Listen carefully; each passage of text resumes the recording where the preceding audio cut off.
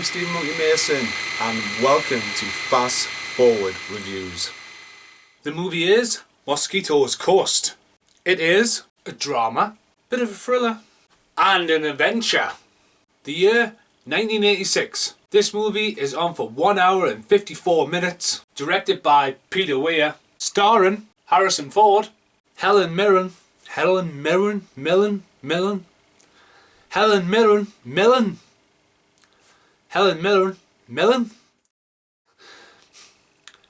Helen Mirren, can't say Millen.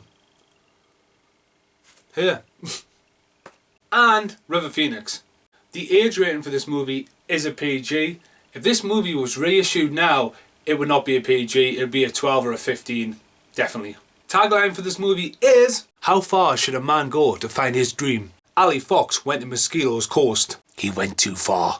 That tagline's not too bad, but you have to really know who Ali Fox was. That's who Harrison Ford plays. But you know, the estimated budget for this movie is 25 million. For an 86 movie, wow! So here's a little bit about the movie. A family man, who is an inventor, creates an ice machine.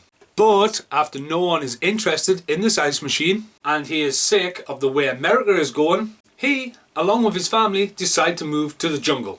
That's pretty extreme. When he gets to the jungle, he thinks he has bought a town. But this town basically only has 2 sheds and a few locals.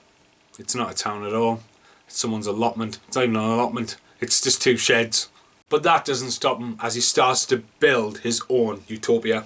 After building a massive house for his family and sheds for the locals, he then decides to build an absolutely massive ice machine. Seriously, this thing looks like a skyscraper in the middle of the jungle. But then he gets bored. He then hears about a long lost tribe that live about a day's trek in the jungle from his town. So he decides to make a massive ice block and carry it through the jungle to be the first person to show this tribe what ice is in the middle of the jungle. Spoiler alert, the ice melts before he gets to the tribe and they're like, what's this water? When he meets the tribe though, he discovers that 3 people are there and he thinks at first they may be captives and tells them that he has this utopia and invites them to follow him back to his utopia, and this is where he makes the biggest mistake so far in this movie. So the people he invites to come back to his utopia come with guns. And guess what? Once they get there, they do not want to leave. And Harrison Ford is pretty much going, oh, what do I do? And decides to plot to kill them. Setting off a chain events of a journey into madness. Fun fact about the movie, while building the town set in Brazil, that word right there, the crew unearthed an ancient temple. They notified government, which declared the site to be an important historical find, and they had to relocate the entire movie. That's a really good fun fact as well as historical fact. Historial? You know what I meant. So here's my review of the movie. This is Harrison Ford at his very best. The location and the production of this movie is very, very impressive. The story is interesting, but it's Harrison Ford that keeps you glued to the screen. He is absolutely mint in this movie. River Phoenix is also on top form in this movie as a supporting role as he plays his son in this movie. River Phoenix also went on to be young Indiana Jones a couple of years later in The Last Crusade with Harrison Ford, so there's a bit of film connection there. This film is really well made, but there's just something missing. Just something missing.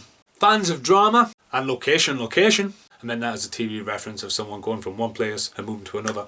And definitely fans of Mr. Harrison Ford and Mr. River Phoenix should definitely check this out. If none of them, don't.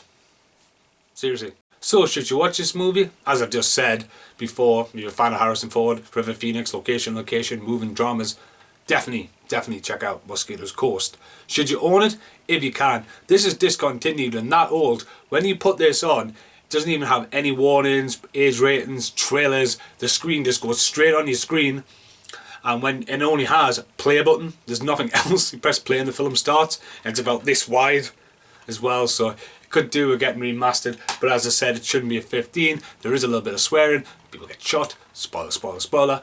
But how many concert bricks would I give this out of 5? I personally grew up on this, so I'm going to give it a 3. So 1, 2, 3.